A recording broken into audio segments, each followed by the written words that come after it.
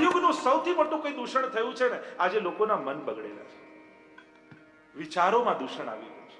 પ્રદૂષણ કેવલ વાતાવરણનું નથી, પ્રદૂષણ વિચારોનું પણ છે.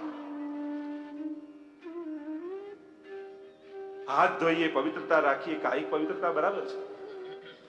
વાચિક પવિત્રતા, મનથી નક્કી કરો કે મારી વાણીમાં પવિત્રતા રાખીશ. અને માનસિક પવિત્રતા, મારું મન પવિત્ર. શું ક્યારેક તમને રાતના સુતા સુતા એવો વિચાર આવે ખરો કે મારા મનમાં કેમ આવા દુર્વિચારો આવે છે, મારું મન કેમ પવિત્ર થતું? ચલો, એવો કયો છેલ્લો સમય કે કોઈનું દુઃખ જોઈને તમે રડ્યા હો? છેલ્લા કેટલા દિવસો પહેલા? યા ચલો, એવો કયો દિવસ, કેટલો સમય થયો તમારા જીવનમાં કે તમને તમારા દોષો યાદ આવ્યા હોય, પાપ યાદ આવ્યા હોય અને તમારી આંખ ભરાઈ આવી? છેલ્લો કેટલો સમય? 1 વર્ષ, 2 વર્ષ? એ સ્થિતિ થઈ હોય એવી કોઈ કે નહીં? ચલો, એવો કયો સમય કે તમે ક્યારે ઠાકોરજી આગળ ઉભા હોય ને એવું માંગ્યું હોય કે પ્રભુ તે મને ઘણું આપ્યું, હવે જેને નથી એને આપ? એવું ક્યારેક તમે ઠાકોરજી આગળ બોલ્યા કે હંમેશા માંગતા જ રહેવાનું? ઘણા કે ભગવાન પાસે માંગવાનું જ ના હોય તો પછી જઈને કરવાનું શું? હંમેશા યાચક જ બનેલા રહેવાનું. ક્યારે આમ માલિક બનીને, આમ સ્વામી બનીને જશો, આમ શેઠ બનીને જશો, રાજા બનીને? કારણ કે તો રાજાધિરાજ છે ને ભગવાન, અને રાજાના મહેલમાં જવું હોય તો કોઈ ભિખારીને નથી પ્રવેશ મળે, એ તો રાજાને જ પ્રવેશ મળે. એમ પરોપકાર વૃત્તિ લઈને ગયા. એક ભિખારીને આપ માંગવા આવ્યો ને આપણે કાંચ ચડાવી દઈએ, આપણે મંદિરમાં ભગવાન પાસે માંગવા જઈએ ને એ કાંચ ચડાવી દે. ફરક કેટલો હોય છે મંદિરમાં કે બહાર માંગનારો લોકો પાસે માંગે છે અને શેઠજી મંદિરની અંદર આવીને માંગે છે. ફરક તો એટલો જ છે. તો માંગવાની જ વાત. પવિત્રતા, મન પવિત્ર બને એના પ્રયત્નો કરો. એ આપણે ક્યારેય કોશિશ નથી કરતા. કોઈ ખોટો વિચાર મનમાં આવે તો આપણને એ ખબર પડે છે કે મારા મનમાં ખોટો વિચાર આવ્યો, કે આપણે જે વિચારી આપણને બધું સાચું જ લાગે છે. આપણા મનમાં જે પણ વિચાર, તમને વિચાર આવે છે કે તમે વિચાર કરો છો? આવે છે, કરતા નથી. હવે કોશિશ કરજો શુભ વિચાર કરવા. તો છઠ્ઠો પકાર એ પવિત્રતા. 7મો પકાર એ પરિસીમા. શું તમે તમારી સીમાઓ નક્કી કરી છે? જો આનંદ કરો, ખુશીઓ મનાવવામાં કોઈ વાંધો નથી, પણ એક કોઈ લક્ષ્મણ રેખા તમે ખેંચી છે ખરા જીવનમાં કે હા, મારા આનંદની આ સીમા છે, આની બહાર હું પગલું નહીં મૂકું? અને એ વાત તમારા બાળકોને પણ તમે કરી છે, ખૂબ તું આનંદ કર, ખૂબ મોજ કર, પણ આ આપણી મર્યાદા છે, આની બહાર ન જતો. એવી કોઈ સીમા ખરી? જીવનની રમતને રમતા રમતા તમે કોઈ ક્રીઝ દોરી છે કે હા, આ ક્રીઝની બહાર નહીં જાય, આ મારી મર્યાદા છે? સીતાજીનું હરણ રાવણ કરી ગયો, વાત સાચી, પણ ભૌતિક રીતે જોવા જાઓ તો ક્યાંક વાંક સીતાજીનો પણ ખરો ને કે એમણે લક્ષ્મણ રેખાની બહાર પગ મૂક્યો. એમ આજના સમયમાં ઘણા રાવણો બહાર ઉભા છે. જે સમયે તમે સીમાની બહાર પગ મૂકશો ને, તમારું ક્યાં હરણ થઈ જશે ખબર નહીં. મર્યાદામાં રહે. જીવનની રમત માટે 2 વસ્તુ જરૂરી છે, એક ક્રીઝ અને બીજો એમ્પાયર. શું તમારા જીવનમાં કોઈ એમ્પાયર ખરો કે જે તમને નિષ્પક્ષ રૂપે ટોકી શકે? કોઈ પણ તમારા ગુરુ, પિતા, માતા, મિત્ર, સખા, કોઈને પણ એમ્પાયર બનાવો, પણ એકને એવો બનાવો કે જે તમને સાચો કે તમે ખોટા છો એ કહી શકે. તમે કહો કે અમારું જીવન, અમારી લાઈફ, છોકરાઓ કે ને એમાં મા બાપ પણ કહેનારા. કોઈ એમ્પાયર ને એમ કે આ 4 કલાક અમે દોડીએ, તમે છે ને આઉટ નોટ આઉટ કરો છો, એવું કહેવાય એમ્પાયર? અને એમ્પાયર વગર રમત થાય? એક જોઈએ એમ્પાયર. યુવાનો જો બેઠા હોય તો કહીશ, જીવનમાં કોઈ એક એવો એમ્પાયર રાખજો. તમે ખોટા હો તો એ તમને ખોટા કહી શકે. કારણ કે જીવનમાં જ્યારે તમે એ રીતે જીવો છો કે તમે ખોટા હો છતાં કોઈની હિંમત તમને ટોકવાની નથી થતી, એટલે એક ક્ષણે તમારા પતનની શરૂઆત થઈ જાય છે. અને પછી તમને કહેશે કોણ? જીવનમાં કોઈને તો એવું બનાવો જે તમે ખોટા હો તો તમને કહી શકે કે તું ખોટો છો. કોઈ એક મુખ તો એવું રાખો કે જે તમને રોકી શકતું હોય, કે એ તમને ખોટા કહે તો તમને ખોટું ન લાગે એવું કોઈ એક સ્થાન તો બનાવો. માં હોય, પિતા હોય, મિત્ર, કોઈને પણ ગુરુ પાસે જઈને કહો. અત્યારે તો ગુરુ કોણ? જે આપણને વીઆઈપી ફેસિલિટી આપે એ સારા ગુરુ, જે આપણું કામ કરી આપે એ આપણા ભગવાન. અત્યારે લોકોની વ્યાખ્યા કેવી સરળ છે. લોકોને તો ભગવાન પણ 7 દિવસના 7 જોઈએ. સોમવારે આ, મંગળવારે આ, બુધવારે આ, અને શનિવારે અહીંયા ન જાઓ તો એને ખોટું લાગી જાય. હવે આ રીતે ભગવાન નક્કી કરવાના હોય, આ રીતે ભક્તિ થાય. આપણું ભગવાન કોણ? કોઈ કોને માનો? જે આપણું પહેલું કામ કરી આવે આપણા ભગવાન. તમારે કામ વાળો જોઈએ છે કે ભગવાન જોઈએ છે? એ તો નક્કી કર. લોકોને તો શું, બસ જે પહેલા જઈને જ્યાં આપણું ક્લિક થઈ જાય ભગવાન. ભગવાન એ શબ્દને સમજ્યા છો? કોઈ એમ કે હું ભગવાનમાં નથી માનતો તો એને કઈ 1 મિનિટ ઉભો રહે, તું ભગવાન સમજે છે શું? તે ભગવાનની વ્યાખ્યા શું કરી કે તું કહે છે કે હું ભગવાનમાં નથી માનતો? તો કયા ભગવાનમાં નથી માનતો? કેવા ભગવાનને તું નથી માનતો? એની ડેફિનેશન તે શું કરી ભગવાન શબ્દ? પહેલા એ સમજાવ. ભગવાન તો સમાધાન છે, એ પ્રશ્નાર્થ નથી, એ પૂર્ણ વિરામ છે. જીવનના ઉઠેલા દરેક પ્રશ્નોનો પૂર્ણ વિરામ, એનું નામ ભગવાન. તો એક પરિસીમા આપણા જીવન, એક મર્યાદા. હું વૈષ્ણવ છું, આ મારી મર્યાદા છે. અને મર્યાદા એ તમારું બંધન નથી, એ તમારું ગૌરવ છે. એની શરમ ન કરો. તમે તિલક કરતા હો તેની શેની શરમ? એ તમારું ગૌરવ છે. ક્રોધ કરતા શરમાવું જોઈએ, લોભ કરતા શરમાવું જોઈએ, ઈર્ષા કરતા શરમાવું જોઈએ, પાપ કરતા શરમાવું જોઈએ. આજે તકલીફ એ છે સમાજની, પાપ કરનારો કોન્ફિડન્સમાં ફરે છે, પુણ્ય કરનારો શરમમાં ફરતો હોય છે. એને દરેક વાતનો સંકોચ લાગે. અપમાન કરતા શરમ નથી આવતી, પણ માફી માંગતા શરમ આવે. કે અંદરથી તો બહુ ઈચ્છા થાય એને સોરી કહી દઉં, પણ શરમ લાગે છે. આ કલિયુગની વિચિત્રતા. પાપ કરતા શરમ ના આવે અને પુણ્ય કરતા સંકોચ લાગે. ગૌરવ થવું જોઈએ. તિલક કરવું, ધોતી મંડું, માળા ફેરવું, મંદિરે જાઉં, લોકો એમાં શરમાય. ગૌરવ થવું જોઈએ. તમારું આ જે સીમા છે, તમારી મર્યાદા છે, એ તમારું બંધન નથી, એ તમારો આધાર છે. જેમ એક પાતળી વેળ હોય, ઉગતી હોય, અને એને કોઈ લાકડી સાથે બાંધવામાં આવે, અને કોઈ એમ કે આટલી પાતળી વેળને બાંધી દીધી, પણ એ બાંધી એનું બંધન ન કહેવાય, એનો આધાર કહેવાય. એમ કોઈ મંત્ર, કોઈ ગુરુ, કોઈ ગ્રંથ, કોઈ સ્વરૂપ, કોઈની સાથે પણ તમારી શ્રદ્ધાની વેળને બાંધો તો એનું બંધન નથી, એનો આધાર છે. તમે તમારા નિયમોને પાળો છો, એ તમારું બંધન નથી, એ તમારો આધાર છે. તો 7મી વાત એ પરિસીમા. તમારી એક સીમા તમારે દોરવાની, તમારે નક્કી કરવાની. અને તમે નક્કી કરી શકતા હો તો ગુરુજનો પાસે બેસી એક નક્કી કરો કે આ મારી સીમા છે. હા, કર્યું, બધી જ વાત બરાબર છે, પણ ક્યાં સુધી? એનો અંત ક્યાં? કોઈ એક ઉંમરે આવીને તો આપણે ઉભા રહીએ ને કે બસ હવે મર્યાદામાં રહેવું છે, હવે સાદાઈનું જીવન જીવવું છે, હવે આ રીતે જીવવું છે. એક સીમા તો નક્કી કરીએ ને. એ તમે નક્કી કરો. ચલો 60 વર્ષે, 65 વર્ષે, 70 વર્ષે, તમે કોઈ આપણે નક્કી કરી દે, પણ ક્યારેક તો આવીને થંભવું પડે.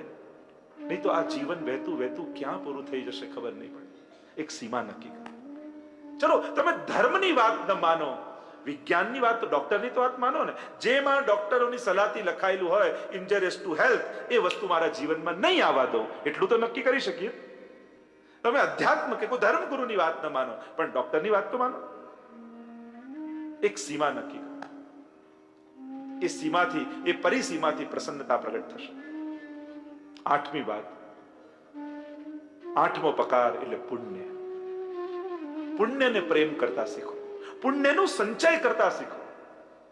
આ તમે જે પણ સત્કાર્ય કરો છો એ પુણ્ય રૂપે સંચય થાય છે, અને આવતા જન્મમાં એ જ સદભાગ્ય બનીને તમને પાછું મળે છે. ભેગું કરવા જેવું હોય તો 2 વસ્તુ જીવનમાં, એક પુણ્ય અને બીજું આશીર્વાદ. આ 2 વસ્તુ ભેગી કરો, કારણ કે જ્યારે તમારું દુર્ભાગ્ય આવશે અને તમારા કર્મો તમને સાથ નહીં આપે, ત્યારે આશીર્વાદ અને તમારા પુણ્યો એ તમને તારી દેશે. આ 2 વસ્તુ દુર્ભાગ્યમાં તારી દેશે જો ભેગું કરેલું હશે ને. આ 2 વસ્તુ બને એટલી જ્યાંથી મળે ત્યાંથી ભેગા કરો. આશીર્વાદ જ્યાંથી મળે ત્યાંથી ભેગા કરો, કારણ કે જ્યારે દુર્ભાગ્ય ભાગ્ય સાથ નહીં આપે ત્યારે આશીર્વાદ તારી દે, પુણ્યો તારી દે છે. આખી દુનિયામાં સમાજ સેવા કરવા ફરતો હોય, પણ ઘરે મા બાપને જે સાચવી ન શકતો હોય, એની શું સમાજ છે?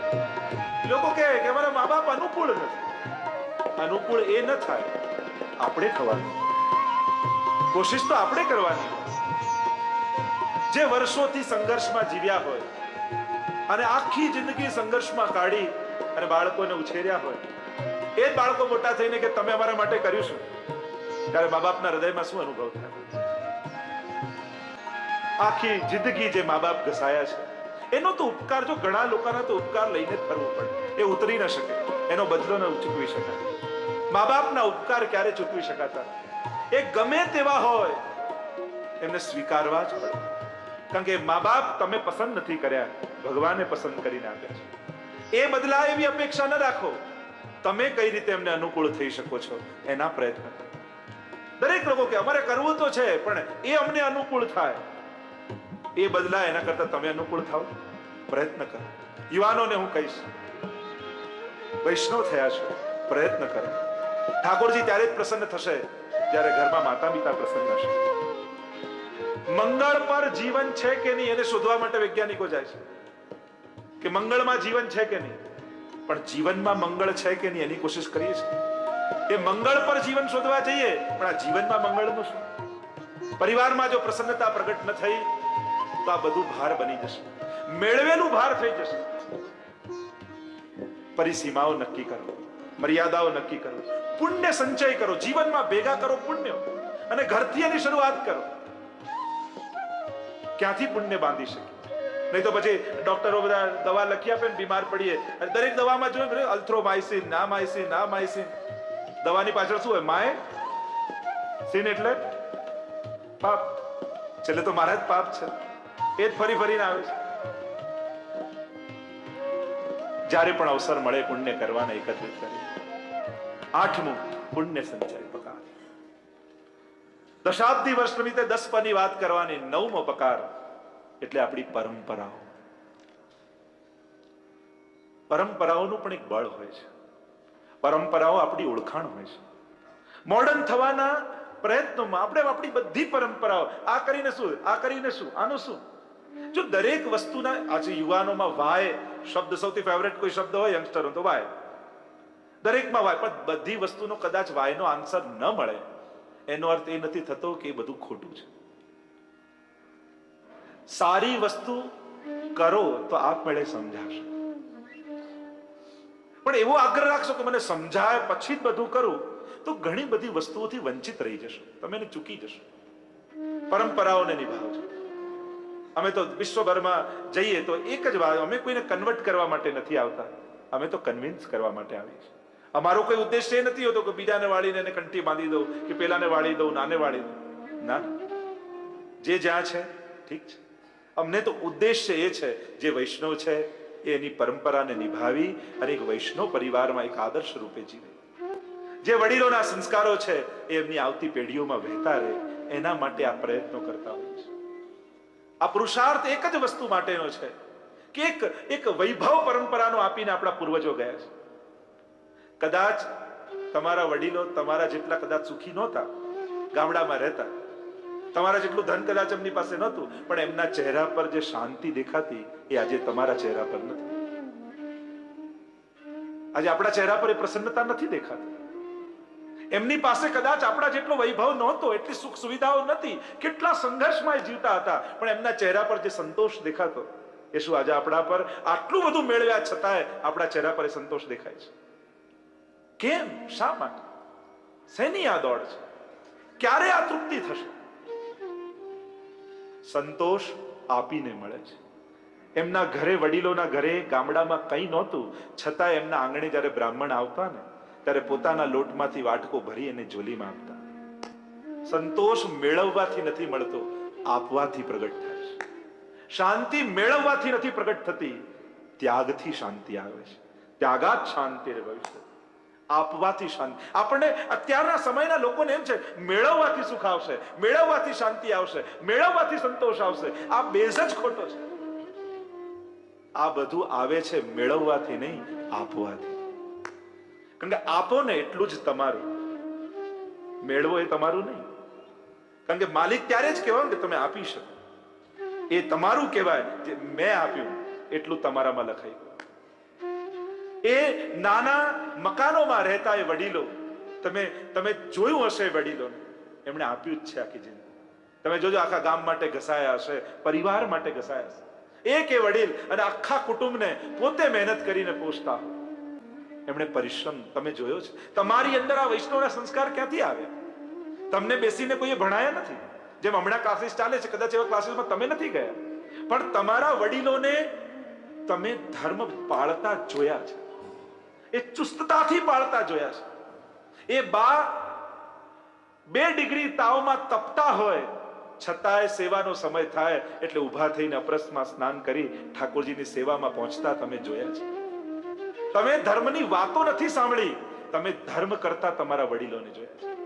અને જોયું છે ને, એ તમારા નસોમાં વહી રહ્યું છે, લોહી રૂપે, સંસ્કારો રૂપે. તમે આંખ સામે ધર્મ જોયો છે. અત્યારે ધર્મની વાતો ખૂબ મોટા પ્રમાણમાં થાય છે, પણ પૂર્વના લોકો જે ધર્મ કરી ગયા ને, એમણે વાતો નહીં કરી, એમણે ધર્મોને જીવ્યા. બેનરો લગાવવાથી ધર્મના પ્રચાર નથી થતા, ધર્મને જીવવાથી ધર્મ આગળ વધે છે. તમારે તમારા પરિવારમાં જો ધર્મ આગળ લઈ જવો હશે તો તમારે ધર્મ જીવવો પડશે, તમારે હવેલીએ જવું પડશે. શું આપણે એવું નક્કી ન કરી શકીએ કે અધિક માસના દિવસો ચાલે છે, બીજા કોઈ નિયમ ન લઈએ તો ઠીક છે, પણ રોજ સાંજના એક કારમાં બેસી અને ઠાકોરજીના દર્શન કરવા જઈશું, એટલો નિયમ ન લઈ શકીએ?